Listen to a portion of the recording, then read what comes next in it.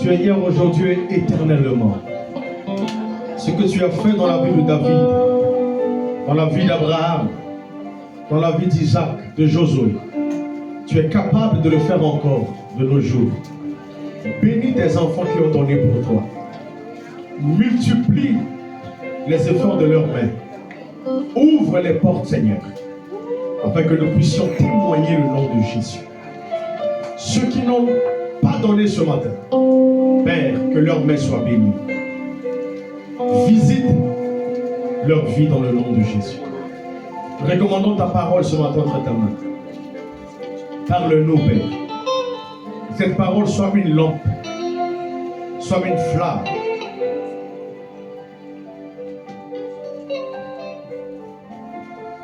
Merci pour les anges qui sont là. Et merci pour le miracle. Nous t'avons ainsi prié te bénir. Dans le nom de Jésus. Nous t'avons ainsi prié te bénir. Nous disons Amen. On acclame le Seigneur.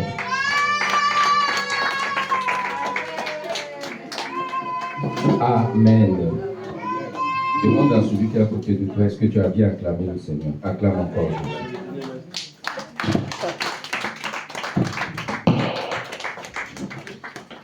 Alléluia. Est-ce que quelqu'un est dans la joie ce matin? Amen. Demande à celui qui est à côté de toi, as-tu bien dansé?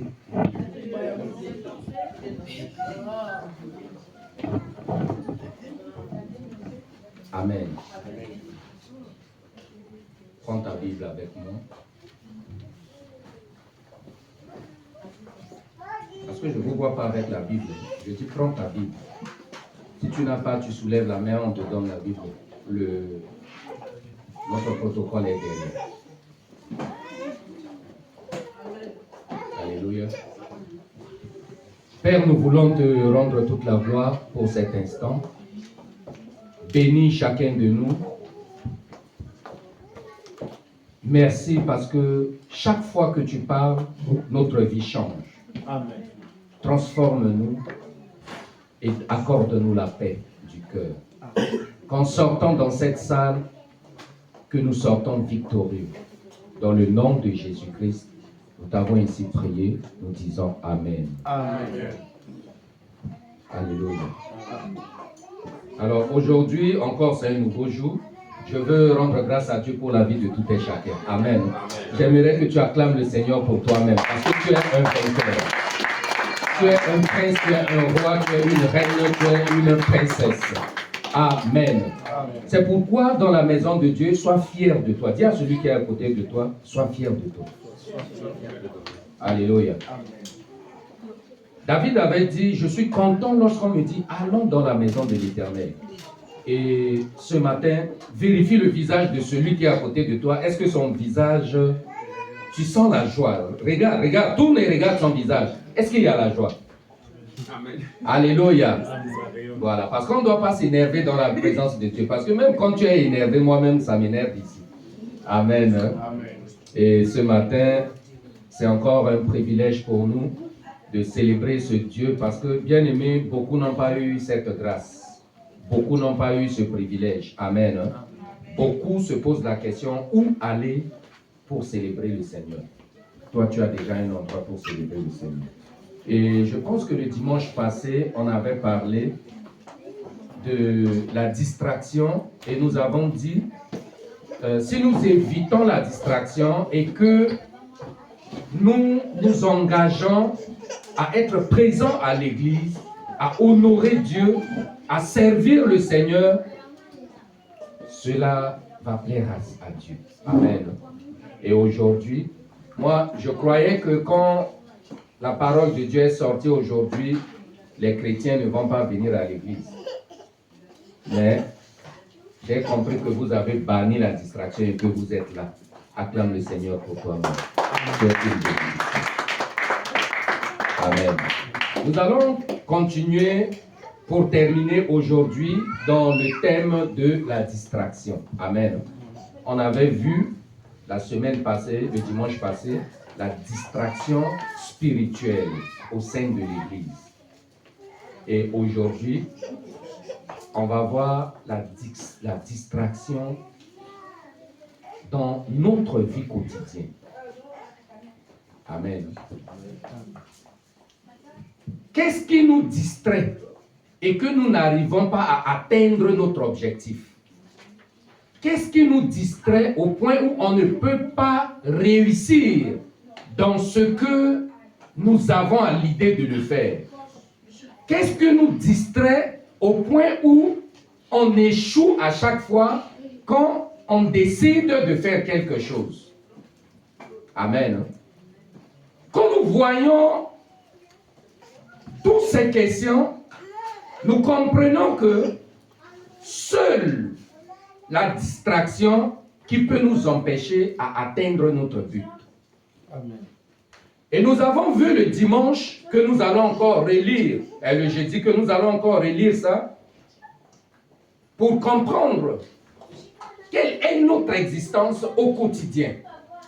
Qu'est-ce que Dieu a prévu pour chacun de nous quand nous nous levons le matin? Amen.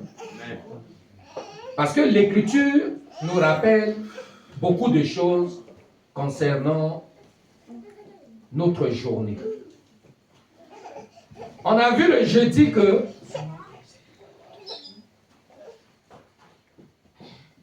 un être humain ou un chrétien ne vit pas au lendemain. Parce que le lendemain ne nous appartient pas. Amen. Seul Dieu connaît si on va arriver demain. Mais la Bible nous dit, à chaque jour suffit sa peine. Donc je dois me contenter de la journée d'aujourd'hui. Si je m'endors et que le matin arrive et que je me retrouve en train de me réveiller et poser mes pieds au sol, ça c'est une opportunité pour moi et ça c'est mon jour que le Seigneur a décidé que je sois en vie et que je dois accomplir le but pour lequel il m'a réveillé de le faire. Est-ce que quelqu'un peut dire Amen? Amen. Est-ce que souvent tu prends conscience lorsque tu te lèves le matin?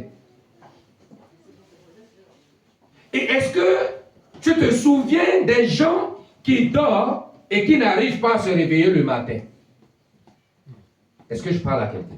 Amen. Tu entends par la communiquer que quelqu'un est mort tôt le matin. Tu entends que dans la nuit, quelqu'un est mort. Tu entends que quelque chose est arrivé dans la vie d'une personne. Quand il s'est levé. Mais toi, quand tu t'es levé, tu es rentré. Même pendant que tu es parti vaquer à tes activités. C'est une grâce. Dis avec moi, c'est une grâce. Et quand tu penses à toutes ces activités que tu mènes quotidiennement et que tu veux voir la source ou l'origine, tu ne seras plus désormais dans la distraction. Amen. Alléluia. Amen, amen. Nous allons voir l'origine et le pourquoi nous sommes à chaque fois en vie le matin pour faire nos activités et puis aller retourner se coucher. Alléluia. Lamentation, chapitre 3, le verset 22. Nous pouvons lire jusqu'à 26. Est-ce que nous sommes à la page?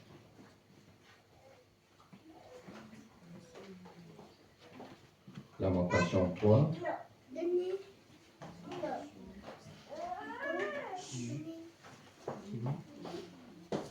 Si quelqu'un trouve, il nous lit. Non, si vous ne trouvez pas, je lis au nom de Jésus. Amen. C'est que la bienveillance de l'Éternel n'est pas épuisée et que ses compassions ne sont pas à leur terme. Elles se renouvellent chaque matin. Grande est ta fidélité. L'Éternel est mon partage, dit mon âme. C'est pourquoi je veux m'attendre à lui. L'Éternel est bon pour qui espère en lui.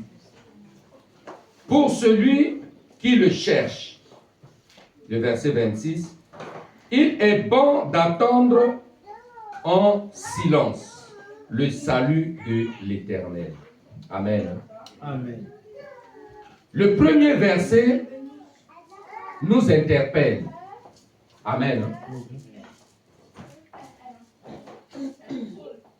C'est là on constate que quand on dort, avant de se réveiller, c'est l'Éternel qui renouvelle sa bonté dans notre vie. Amen. Quelqu'un peut dire Amen? Amen. La bonté de l'Éternel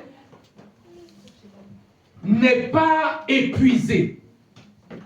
Et ses compassions ne sont pas à leur terme. Mais il renouvelle toutes ces choses chaque matin. On va retenir deux mots dans cette phrase. Dans ce que le Seigneur manifeste chaque matin avant qu'on se réveille. Bien-aimé, quand tu te réveilles le matin, ne pense pas que c'est ta force. Parce qu'il y a une machine qui s'est mise en route. Quoi? La bonté de l'Éternel. 2. La compassion de l'Éternel. Alors, si on pose la question, c'est quoi la bonté de Dieu? Et c'est quoi la compassion de Dieu? Parce que c'est ces deux choses-là que la Bible nous rappelle que Dieu renouvelle chaque matin dans notre vie. Alors, si Dieu renouvelle la bonté, Dieu renouvelle la compassion chaque matin dans notre vie, nous devons aussi chercher à savoir c'est quoi. Parce que lorsque tu vas au plus profond de savoir pourquoi Dieu renouvelle sa bonté et pourquoi il a compassion de moi et il renouvelle cela en moi, bien aimé, la distraction ne sera plus ton partage. Je n'ai pas entendu Amen de quelqu'un. Amen. Amen. Je dis, lorsque tu constates ces deux choses dans ta vie et que tu as la conscience de reconnaître la grandeur de la main de Dieu qui renouvelle sa bonté dans ta vie et qui a la compassion et qui renouvelle cette compassion en toi, c'est que tu as intérêt à réfléchir 2 fois sur ta journée. Alléluia. Amen. La bonté, en définition, on va dire, est l'attitude bienveillante de Dieu qui accorde aux hommes ses faveurs et toutes sortes de bénédictions. Est-ce que vous avez suivi? Je reprends. La bonté de Dieu, en définition, c'est une attitude bienveillante de Dieu qui accorde aux hommes ses faveurs et toutes sortes de bénédictions. Ça veut dire que lorsque Dieu renouvelle sa bonté dans ta vie, tu constates quoi? Premièrement, la bienveillance. Amen. La faveur. La bénédiction. La bienveillance va nous conduire dans la matinée, dans la journée, à être bon. Amen. Amen. Est-ce que quand tu te lèves le matin, est-ce que tu es content de toi? Est-ce que tu es content de ce que tu dois faire? Est-ce que tu as la joie ou tu es heureux quand tu te lèves le matin pour aller maintenant affronter le défi de ta vie? C'est cette bonté, cette bienveillance, l'effet d'être en bon état, bonne conscience, bien-aimé, va te donner de la vigueur pour se lever et, ça dit, effacer la distraction et détourner de toute forme de la distraction pour accomplir ton objectif. Amen. Amen. Tu es obligé d'être bon. Pourquoi? Parce que le matin, le Seigneur t'a renouvelé sa bonté. Quand quelqu'un t'attaque, quand tu entends une mauvaise nouvelle, la bonté de l'Éternel fait restaurer ton cœur au point où tu restes calme et que tu as la paix du cœur en toi. Amen. Je vais te dire ce matin, À quoi sert de vivre lorsqu'on se lève chaque matin et on n'a pas de paix? Quand on se lève chaque matin et on est troublé, troublé par la maladie, troublé par les problèmes, troublé par les ennemis, troublé par des ennuis, troublé par les difficultés de la vie. Si on doit que être troublé dans notre vie, je pose la question, tu vis pourquoi? Demande à celui qui est à côté de toi, tu vis pourquoi? Alléluia. Or, lorsqu'on vit, c'est pour que nous manifestons la bienveillance. Amen. Et pour quelqu'un de normal, que Dieu agit dans sa vie, quand il se réveille et qu'il sent qu'il est réveillé, il doit automatiquement sentir que ce n'est pas avec ma force que je me suis réveillé. Amen. Bien-aimé, Dieu veut dire à une personne, quand tu te lèves le matin, c'est Dieu qui est à l'origine. Et principe numéro 1 dans cette réveil, c'est que tu dois manifester la bienveillance. Dis avec moi la bienveillance. La bienveillance. Bien-aimé, avoir le bon cœur va t'ouvrir les portes. Rendre service aux gens va t'ouvrir les portes. Aider une personne va t'ouvrir les portes. Servir le Seigneur va t'ouvrir les portes. C'est ça la bienveillance. C'est ça la bonté de l'Éternel. Quand tu vois quelqu'un en route, il est énervé, ne sois pas étonné. Il est juste dans la distraction. Parce que s'il savait la valeur de la bonté de l'Éternel qui a été renouvelée dans sa vie, il n'allait pas être énervé même quand il marche en route. Amen. Quand je vois souvent le TikTok, des gens qui font leur truc à Paris, leurs vidéos, quand ils ont une fleur et un petit bout de papier, ils vont chercher que les gens qui ont les visages pliés, énervés, comme si tu as entendu une nouvelle de décès. Et puis il tend la fleur à la personne, il fait comme s'il veut attacher ses chaussures, ses lacets. Et après, quand il finit, il se lève. La dame veut lui remettre la fleur, il dit non, attends 2 secondes. Il lui tend un papier et il part. Quand la personne lit, c'est souvent en anglais. Vous voulez que je vous interprète? Oui. Amen. Amen. Donc sur le papier, bon, selon l'anglais que j'ai vu là, quand tu marches en route, sois heureuse et souris un peu. Ça te donne de la santé. Quand la personne lit, en lisant même, il sourit.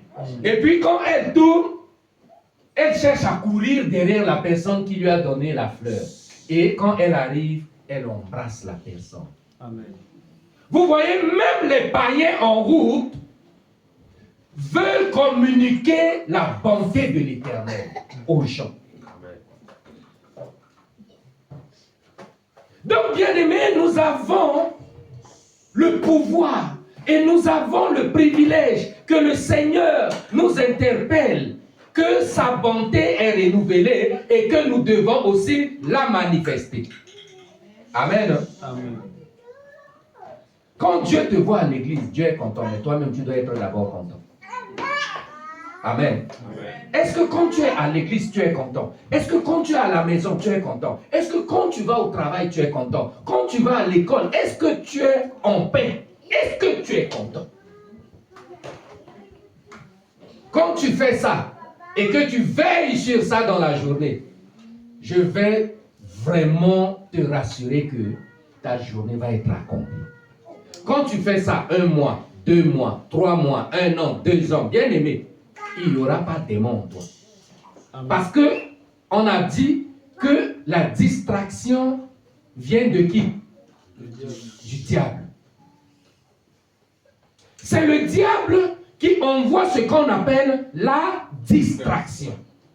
Le diable va te communiquer des pensées négatives. Il va te polluer par des problèmes, par des difficultés. Il va te mettre dans une position où toi-même tu vas haïr ta vie. Tu ne vas plus aimer ta propre vie au point où, si tu n'aimes pas ta vie, est-ce que tu vas aimer quelqu'un? Alléluia. Tu ne vas pas aimer quelqu'un. Tout ce que tu vas voir va t'énerver. Et le Seigneur est en train de te parler ce matin. Change ton attitude. Regarde à la bonté de l'Éternel, qu'il renouvelle chaque matin dans ta vie. Amen. Et pense-y à communiquer la joie. La Bible dit, aime ton prochain comme toi-même. Avant que je t'aime, je dois d'abord m'aimer. C'est ce que le français dit, non? Il dit, aime ton prochain comme toi-même. C'est parce que tu t'es d'abord aimé que tu peux aimer l'autre. Si tu ne peux pas t'aimer, ça sera difficile d'aimer l'autre parce que tu vas toujours manifester la méchanceté. Et vous allez constater avec moi que tous ceux qui passent leur temps à critiquer, tous ceux qui passent leur temps à parler mal des autres, tous ceux qui passent leur temps à parler qu'en négativité, sont ceux qui n'ont jamais aimé leur vie. Si vous contestez cela, regardez dans la vie de ceux qui parlent mal. Vous allez constater que soit la personne n'a pas lavé ses chaussures. Amen. Amen. Soit la personne ne s'est pas laver pendant une semaine. Parce que tu ne t'es pas aimé toi-même, tu ne peux pas aimer quelqu'un. Soit la personne n'a pas réalisé des choses que l'autre est en train de réaliser. Le monsieur ou la dame se trouve dans l'incapacité de quelque chose. Alléluia. Et du coup, ils prennent la position du diable, de la distraction. Et ils commencent à enseigner ou bien à polluer la vie des autres. Par quoi? Par la distraction. Est-ce que quelqu'un peut dire amen? Amen. Deuxième mot. On a la faveur de Dieu. Quand il renouvelle sa bonté, il y a sa faveur qui est dans cette bonté. Or, si quelqu'un porte la faveur de Dieu, la Bible dit que la faveur de Dieu qui nous accompagne ouvre les portes. Amen. Amen. Quand tu as la faveur de Dieu sur ta vie, bien-aimé, tout devient possible. Ce qui est impossible devient possible. Jésus y est. Ce qui est impossible là. Quand la faveur de Dieu repose sur ta vie, tout devient possible. Amen. Amen. Amen. Tu cherches le papier et c'est difficile à trouver. Quand tu reconnais la bonté de l'Éternel chaque matin, qu'il renouvelle, bien aimé, cette faveur va te donner le papier. Tu cherches le travail, la bonté que tu reconnais que c'est Dieu qui m'a renouvelé. Et c'est Dieu qui donne le travail. Ce Dieu, par sa faveur, va te donner le travail. Amen. Alléluia. Tu as un problème de santé, si tu sais que tu te réveilles le matin, c'est que la bonté de l'Éternel est là et que sa faveur est là. Tu vas être guéri au nom de Jésus. Bien-aimé, quand on pense, comme la Bible dit, que sa bonté est dans notre vie, rien ne peut nous déraciner. Et rien ne peut nous stopper. Quelconque défi. Il suffit juste qu'on porte notre regard vers la bonté de l'Éternel, on va disparaître la distraction dans notre vie. Je vais dire ceci. Lorsque quelqu'un reconnaît la bonté de Dieu, il ne passe pas son temps à gaspiller cette bonté dans des futilités. Amen. Amen. On a vu jeudi comment la bonté de Dieu est dans ta vie. Il renouvelle ça chaque matin. Et tu passes ton temps à ne rien faire. Et comme si tu décides de ne rien devenir. N'est-ce pas, tu ressembles au monsieur que le propriétaire du talent lui a remis un talent et puis il est parti cacher. Parce qu'au retour du propriétaire, il dira, remets-moi mon talent et sors de chez moi. Alléluia. Dieu t'a donné un temps. Il t'a donné la journée. Tu as fait quoi avec? C'est ça ce que ça veut dire. Tu n'as rien à faire. Est-ce que tu es parti chercher ce que tu peux faire? Tu n'as rien à faire. Est-ce que tu as réfléchi au moins de créer quelque chose? Tu n'as rien à faire. Est-ce que tu désires pas d'inventer quelque chose? Quand on voit les vidéos sur le Facebook, on voit les Chinois, même à l'âge de 5 ans ou 10 ans, sont sur le point de fabriquer les portables. Déjà, les portables que nous utilisons, c'est les petits enfants de 5 ans ou 6 ans, des Chinois qui fabriquent. Ou je ne sais pas si c'est Japon ou si c'est Corée. Mais, dès bas âge, les enfants fabriquent déjà les téléphones. Et la vidéo montre en haut les Chinois qui prennent leur temps à travailler dur pour gagner leur vie. Et en bas, on montre les Africains. Et tous ceux qui veulent rentrer dans le club de la distraction. Il faut les voir avec danse. Il faut les voir. Il faut les voir. Et non seulement ils ne dansent pas pour danser, hein, mais il faut voir le nombre de casiers des bières, le nombre de bouteilles de whisky, le nombre de bouteilles de champagne qui sont alignés. Il faut voir la boîte de nuit. Regarde comment ça, c'est chaud. Ils sont là. Oh, les gens sont là. Et tu peux passer 5 heures de temps en train de danser. Pendant les 5 heures de temps là, les Chinois ont déjà peut-être multiplié 1 million de téléphones. Ils ont éradiqué la pauvreté chez eux. Et toi, tu accueilles la pauvreté qu'ils ont chassée. Et tu reçois cette pauvreté au nom de Jésus-Christ. Alléluia. Bien-aimés, la distraction nous fait perdre notre temps. Au point où quand tu vas te retrouver, tu constates que ton âge est tellement gonflé que tu ne peux plus ramener en arrière. Tu penses que le dimanche 17 mars 2024, là, on va encore retrouver demain? Hein? Jamais dans la vie, même pendant 1 milliard d'années, ce jour d'aujourd'hui, on ne pourra jamais encore le retrouver. Peut-être dans un autre monde. Mais même si c'est dans un autre monde, ça sera peut-être l'an 0. Ça ne sera plus la journée d'aujourd'hui. Donc, bien aimé, il faut avoir la conscience que quand tu perds une journée en faisant que des bêtises, en faisant que la distraction, tu as perdu ta journée. Et tu as perdu ta vie. Alléluia. Amen.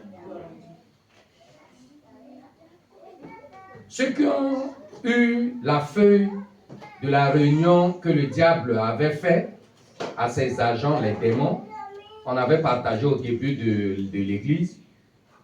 Mais c'est important que nous multiplions et que nous donnons encore à chacun de nous pour voir à peu près ce que le diable veut de toi. Le diable dit on ne peut pas t'empêcher à prier. Le diable dit on ne peut pas t'empêcher à lire la Bible, ni à venir à l'église, ni jeûner et ni prier, ni chanter des cantiques et des louanges. Le diable dit ce qu'on peut faire pour qu'on les atteigne, c'est qu'on doit voler leur temps. Le diable donne une sommation, volons leur temps. Mais comment le diable peut voler le temps de quelqu'un? Point d'interrogation. Amen. Amen. Qui peut me citer un exemple de ce que le diable fait en volant notre temps? TikTok, le travail, les amis, boîte de nuit. Quoi encore? Donc, vous ne connaissez pas? Le sommeil. Natacha? Le sommeil. Le sommeil. Fatigue. Quoi encore? Parce qu'il faudrait que vous connaissez toutes ces choses. PlayStation. Voilà. Quelqu'un peut rester 10 heures du temps sur ça. Il n'est pas parti au travail parce que le jeu qu'il fait, il n'arrive pas à comprendre et puis il est resté là. Quoi encore? Cartes. Les cartes. Quoi encore? Les jeux. Les jeux. Jeux d'argent même là. Ah! Ah, ça, ouais. Quelqu'un prend son salaire même là. Il rentre au tabac, il sort la carte, est restée moins 10 jours. Quoi encore? Bien aimé, tout ce que diable veut, c'est voler ton temps. Vous voyez pas qu'en Europe, c'est pas seulement en France, hein, en Europe, on paye le salaire le week-end 2 fois. C'est-à-dire, si on paye une journée à 100 €, le samedi et le dimanche, l'entreprise te paye 2 fois ce salaire. Si on te propose ça, tu vas dire que c'est une opportunité. Mais moi, je te dis à la part de Dieu que ça, c'est de la distraction. Alors, dis-moi un bon amen. Amen. Parce que c'est ça son objectif. C'est de te détourner de ton objectif. Parce qu'on te paye 2 fois le salaire, mais plus s'il t'épuise, parce que le lundi, le patron ne va pas te donner du repos. Tu dois reprendre le travail. Vrai ou faux? Tu fais travailler 7 heures ou 8 heures du temps, le patron vient, il sort, il te dit, tu peux travailler heures supplémentaires, tu seras payé. Et tu es tellement content, tu es parti faire. Cependant, qu'est-ce qui va gâter derrière toi ta famille? Tu ne donnes pas une bonne éducation, tu n'as pas le temps à passer avec tes enfants. Si tu as une femme, tu ne vas pas bien faire bisous à ta femme. Si tu as ton mari, tu ne vas pas vraiment accomplir le but pour lequel tu as été marié. Qui me comprend? Amen. Parce que même dans la nuit, ça va poser problème. Alors, qui me comprend? Amen. Acclame le Seigneur. Bien aimé, le temps est tellement important que si on ne veille pas sur cela, la fois dernière, même là, quand on va chercher d'autres personnes, il ne s'est pas réveillé. Pourquoi? Parce qu'il est dormi peut-être à 2 h du matin ou à 5 h du matin. N'est-ce pas? Amen. Alléluia. Qu'est-ce qui a fait que tu as dormi à 3 h du matin? C'est parce que le diable est venu voler ton temps. Tu es là en train de voir Facebook. Tu veux passer à l'autre qui sort. Comme j'ai vu sur TikTok, il y a un jeune là qui sort avec son visage là. Tout le monde voit ça. Il faut voir le million de vues sur l'affaire de Tengue là. Oui.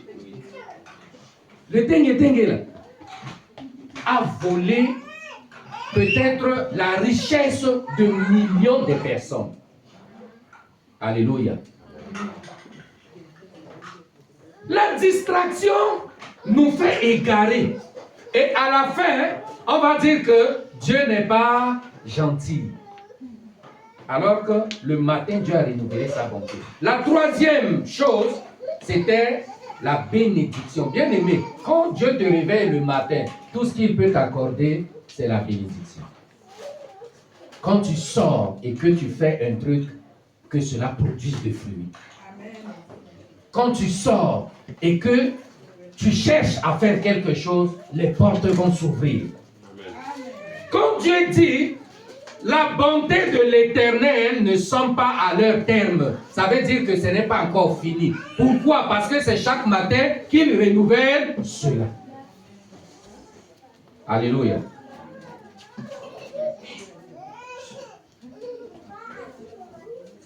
La Bible dit, voici le miracle qui accompagneront ceux qui auront cru en mon nom. Mon frère, quand tu te lèves le matin et que tu pars, c'est en partant que le miracle va t'accompagner. Ce n'est pas en s'asseyant que le miracle va venir. Amen. Amen.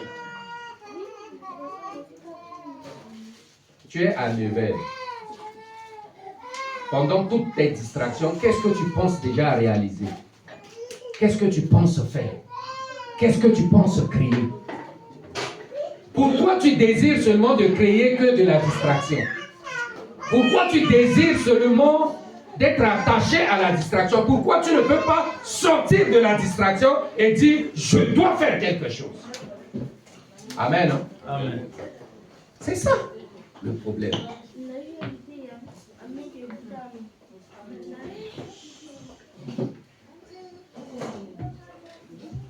Alors, lorsqu'on parle de la compassion, selon Dieu, est un sentiment intense qui part de l'intérieur pour provoquer une réaction visible à l'extérieur. Quand Dieu dit, ces compassions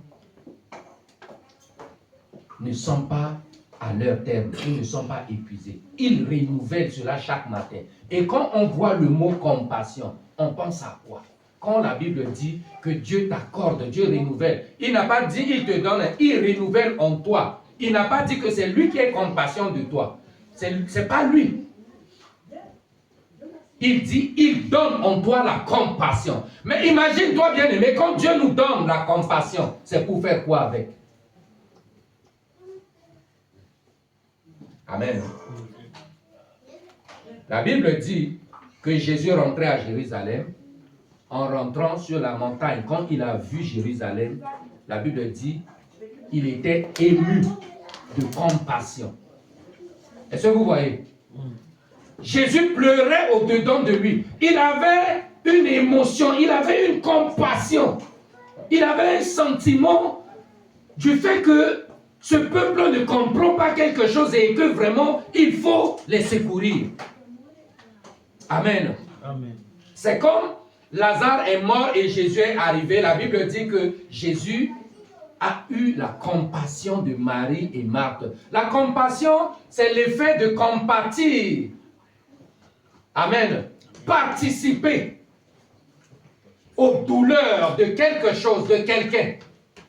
Quelqu'un tombe malade, tu as compassion de lui, tu lui viens en aide. Amen. Quelqu'un est dans un problème, tu lui secours parce que tu as la compassion de cette personne.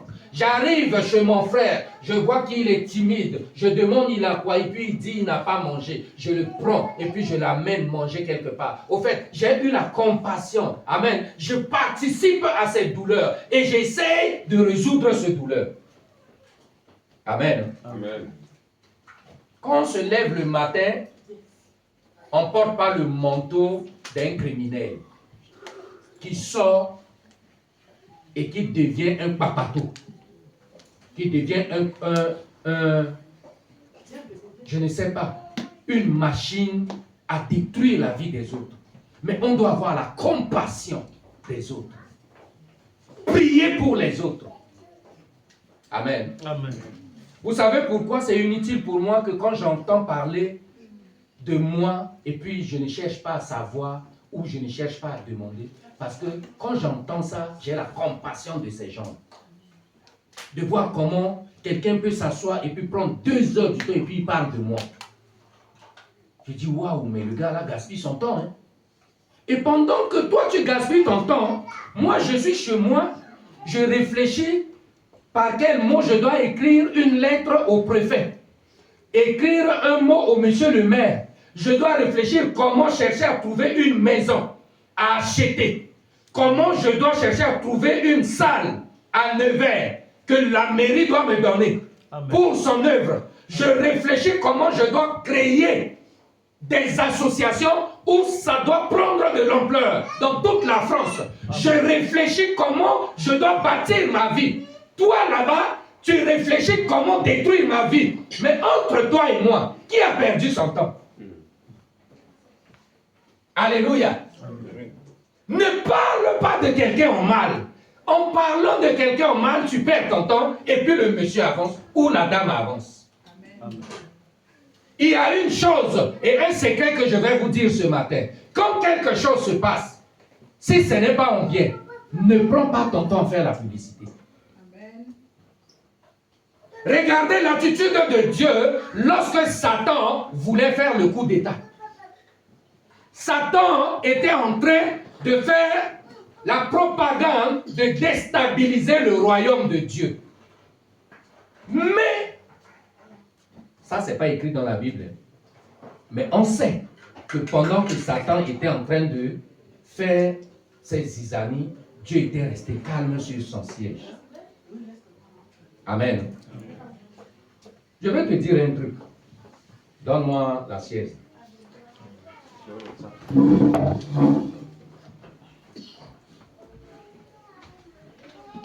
Là, tu es assis. N'est-ce pas? Amen. Amen. Quand il y a un problème qui arrive, que ça soit dans ton foyer, que ça soit dans ton lieu de travail, que ça soit là où tu te trouves, quand il y a un problème qui arrive et que tu étais assis, tu es installé. Par exemple, tu es même à Nevers. Tu as pris une maison à Nevers et qu'il y a un problème qui arrive. Ne cherche pas à fuir. Ne cherche pas à partir. Amen. Alléluia. Amen. Quand tu es assis chez toi et qu'il y a un problème qui arrive, ne bouge pas. Parce que si tu bouges, je vais t'annoncer une mauvaise nouvelle. Ta place va rester vide. Quand tu te lèves et que tu pars chercher le pourquoi, ta place va rester vide.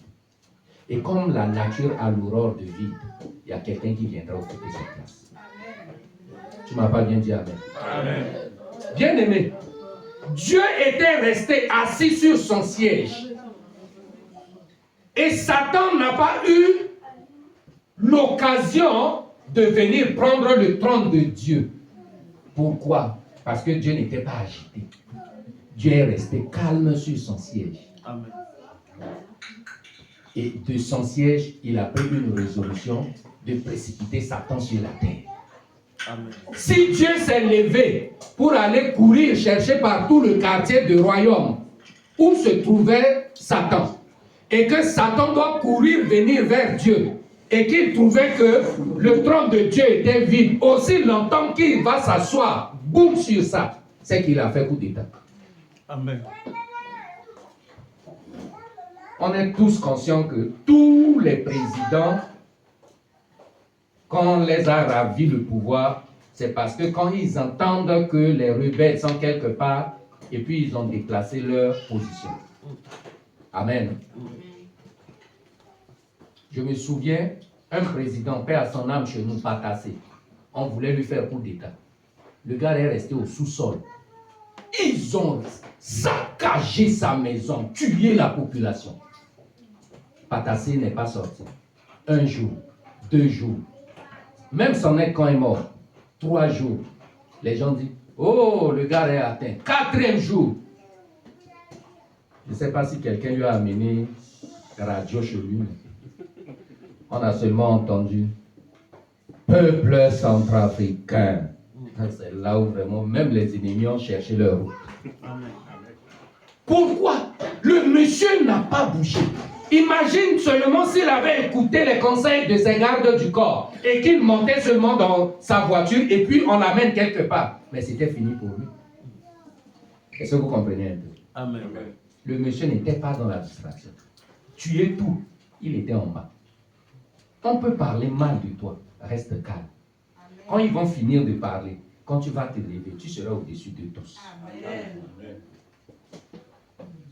Ne rentre pas dans la distraction avec quelqu'un.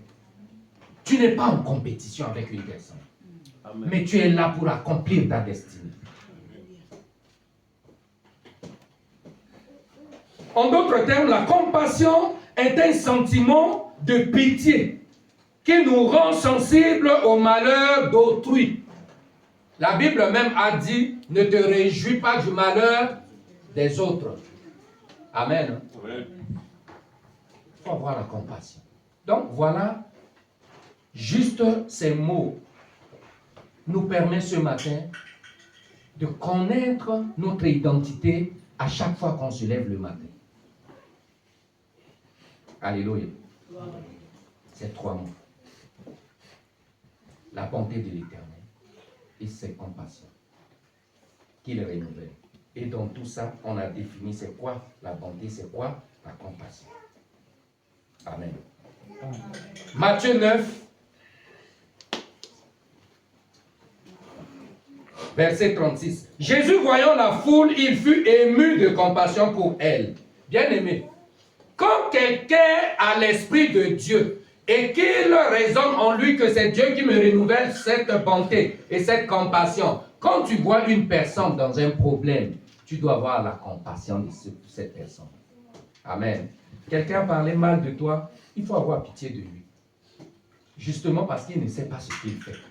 Et 2, c'est parce que tu sais que c'est le diable qui l'utilise. Il faut prier pour lui. Amen. Il faut prier pour lui. Marc 1, le verset 41. Jésus, ému de compassion, étendit la main et le toucha. et dit, je le veux, sois pur. Voilà l'exemple d'une compassion que nous pouvons apporter aux autres. Amen. Amen. Si on veut quitter l'étape de la distraction.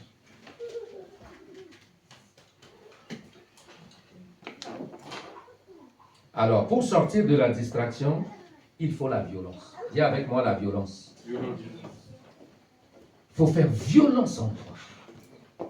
Parce que même pour abandonner ton téléphone, il faut faire violence en cela. Pour avoir la priorité sur tes activités, il faut faire violence en toi. Pour être focalisé sur ta journée, il faut faire violence. Amen. Il faut faire violence. Si tu veux sortir de la distraction.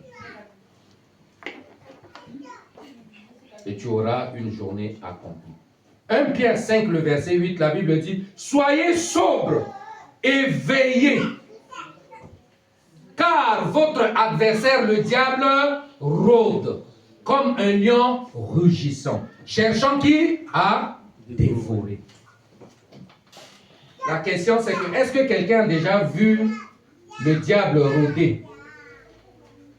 Comme l'image d'un lion. Qui a déjà vu ça? Personne, non? Amen. Mais tu peux le voir au travers de tout ce qui est autour de toi. Et au travers de ta vie, au travers de ta pensée, tu peux voir le diable. Et tu poses la question actuellement, comment? Il dit, il rôde comme un lion rugissant, cherchant qui a dévoré. Et quand on voit le mot dévorer, ça parle de quelque chose de déchirer. Quand le diable vient, il cherche à déchirer ta vie. Alors, comme il ne peut pas sortir à l'image d'un lion, sinon la ville va être désertée. Parce que le diable ne viendra pas comme un lion. Il va venir comme TikTok pour déchirer ta vie. Amen. Amen. Il va venir comme Facebook pour déchirer ta vie. Alléluia. Il va venir comme en France. Il y avait quelqu'un qui me disait, ah, ici, nous, notre bouche là, on garde pas la parole. Comme si on a mangé l'anus de coq. Et ça fait qu'on parle beaucoup. Quand tu parles trop, tu pêches aussi beaucoup. Amen. Amen. Quand on parle trop et qu'on ne se contrôle pas, ça devient une maladie. Alléluia. Amen. Donc soyez sobre, c'est-à-dire veille sur ta vie, veille sur la vie de ta famille, veille sur tout ce que tu fais. Sinon tu risques de perdre ta journée et perdre le combat sur l'ennemi. Amen. Matthieu 6, 34. Ne vous inquiétez de rien. Pas du lendemain, car le lendemain prendra soin de lui-même. À chaque jour suffit sa peine. Pour en finir, bien-aimé, Dieu te rassure que tu ne dois t'inquiéter de rien. Parce que si tu ne penses pas à ta journée d'aujourd'hui, ce n'est pas au lendemain que tu vas en penser. Est-ce que quelqu'un peut dire Amen? Amen. Pense à la journée d'aujourd'hui et accomplis la journée d'aujourd'hui. Ça serait mieux pour toi. Jacques 4, le verset 7. Soumettez-vous donc à Dieu. Résistez au diable et il fuira loin de vous. Comment on peut résister au diable si on ne le voit pas? Mais on le voit au travers de la distraction. Amen. Je dois résister à tout ce qui me distrait. Je dois résister, refuser tout ce qui me rend malade, qui ne m'avantage pas dans ma vie.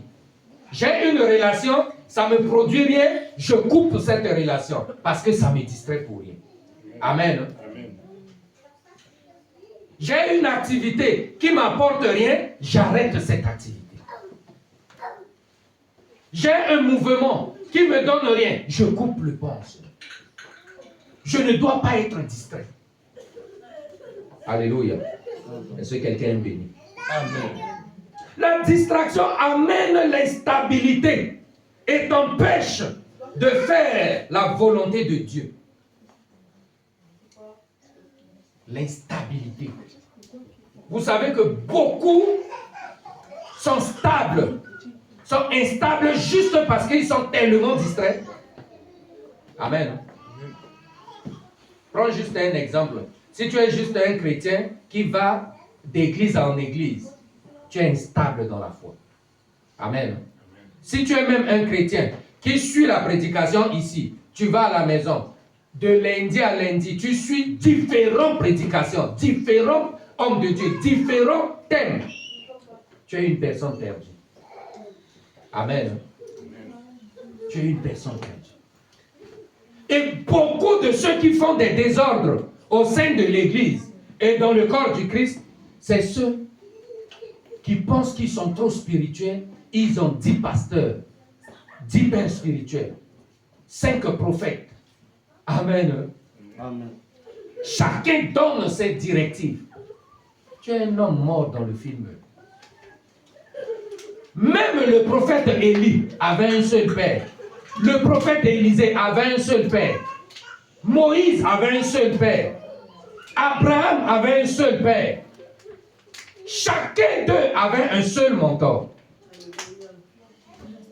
Toi, le archibishop chrétien, tu as 10 mentors. Tu suis 10 personnes. Ça, c'est la distraction. Dis avec moi, c'est la distraction. Je ne te dis pas de faire comme Jean-Baptiste avait fait. Amen. Jean-Baptiste, quand il est venu sur la terre, il a compris que rester dans la ville lui a amené la distraction. Il a pris la résolution de quitter la ville. Jean-Baptiste a pris la résolution d'habiter sur une montagne. Il a pris la résolution que même s'habiller va lui amener de la distraction. Il préfère porter les peaux des animaux. Qui a compris? Il savait que aller à chaque fois acheter de la nourriture va lui apporter de la distraction. La Bible dit, il mangeait que des sauterelles et les miels sauvages.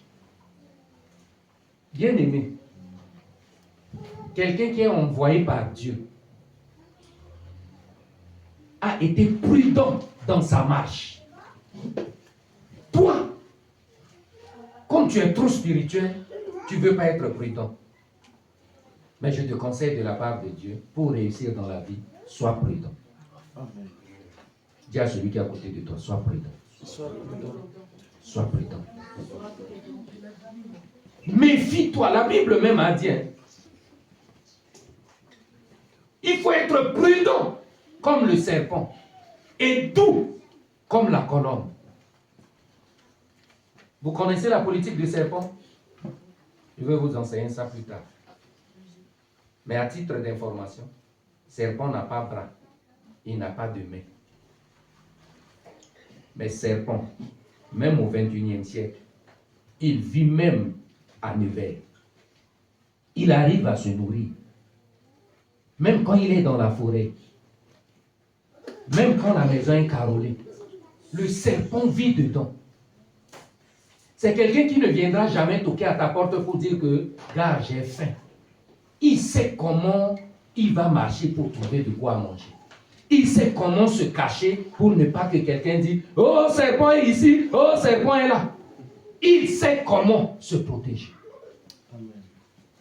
Est-ce que quelqu'un peut dire Amen? Amen. Alors si ce matin, le Seigneur t'a parlé et que tu désires vraiment éradiquer certaines distractions dans ta vie et accomplir le but pour lequel le Seigneur t'a appelé, mets-toi sur tes pieds, nous allons prier. Acclame le Seigneur si tu es béni.